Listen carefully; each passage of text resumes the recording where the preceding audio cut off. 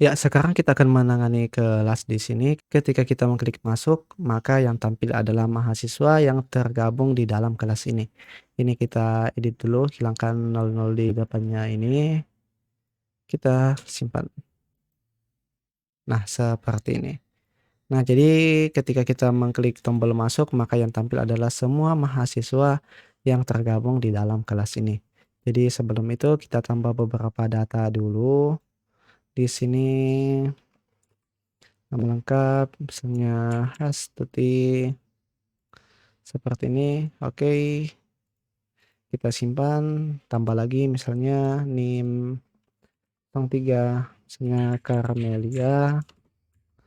Kemudian di sini kita simpan di kelas ketiga, kita tambah lagi datanya, misalnya Salsa seperti ini. Kemudian oke.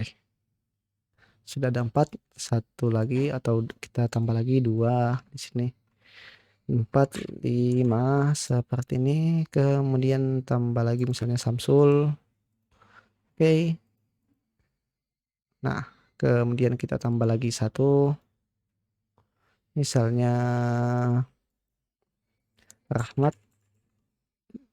Oh, NIM dulu ya. Oke, kita Rahmat, kemudian seperti ini kelas angkatan 3. Seperti ini. Nah, jadi di sini sudah jadi. Nah, kita lihat di sini dia terlalu rapat, maka kita akan tambahkan sedikit margin di kartnya. Kita di indeks mahasiswa di bagian kart kita berikan margin atas bawahnya, margin Y seperti ini. Kita berikan 4. Kita refresh. Nah, sudah ada jarak seperti ini. Nah, sekarang kita masuk ke dalam menu kelas.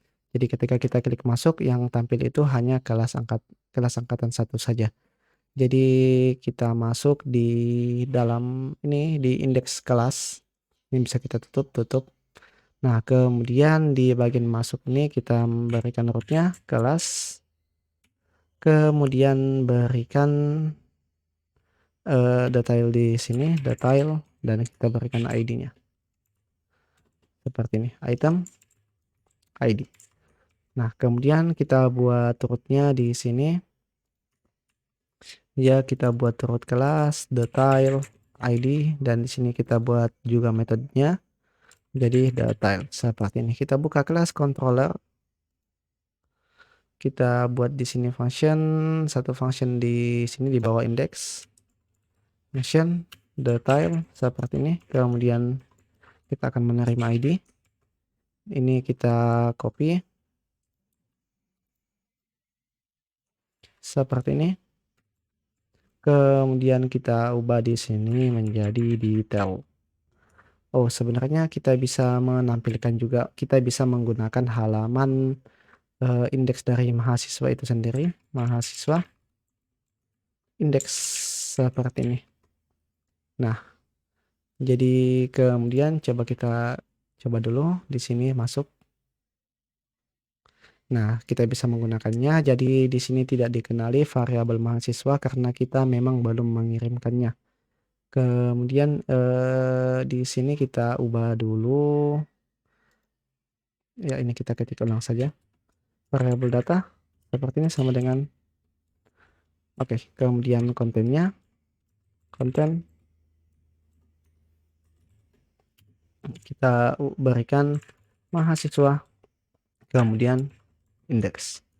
Oke, kita refresh, harusnya masih error seperti ini. Oke, sekarang kita tinggal mengirim data mahasiswanya.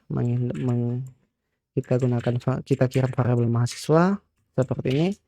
Kemudian digunakan model mahasiswa. Setelah itu kita gunakan where kelas ID seperti ini. Nah, kemudian kita ambil ID-nya dan kita get seperti ini. Nah, setelah itu kita refresh. Nah, sudah ada. Jadi yang tampil di sini semuanya itu adalah kelas reguler angkatan 1. Seperti ini, begitu juga di sini. Nah, yang tampil kelas reguler angkatan 2. Jadi yang membedakan pengakses datanya itu yaitu di sini where kelas ID ini namanya Object Relation Model atau ORM. Nah, ini kita tinggal mengklikkan perintahnya where, kemudian nama fieldnya apa? Kelas ID.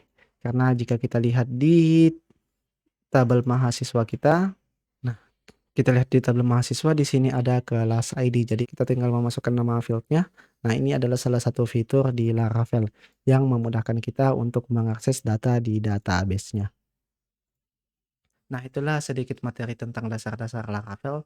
Meskipun tidak terlalu mendetail, tapi setidaknya kita sudah memiliki sedikit pengetahuan tentang bagaimana penggunaan Laravel itu sendiri.